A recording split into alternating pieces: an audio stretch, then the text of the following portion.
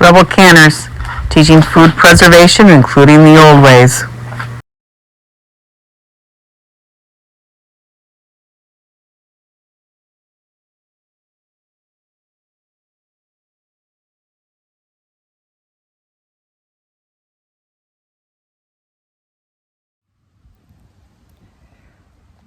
Picked up some of the first blueberries, and I'm going to show you how to do a blueberry and honey ferment.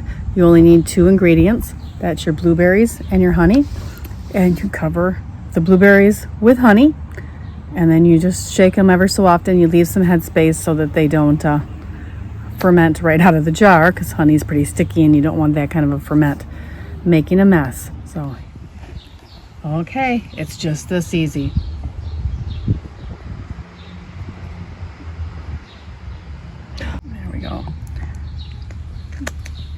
I did put a little extra honey in there because I plan on adding more blueberries, and this will go down. See, their nut hasn't made it all the way to the bottom yet. So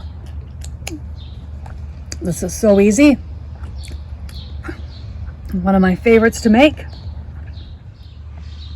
So easy, one of my favorites to make, and now my blueberries are shelf stable. You can see it's going down there.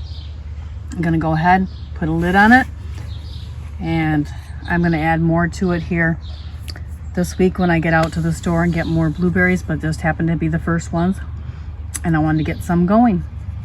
So there you go, one of my favorite ferments, blueberries and honey. See you in the next video. Don't forget to hit that like button, ring that bell to subscribe and get notifications. We're going to start doing some live shows soon. The best is yet to be.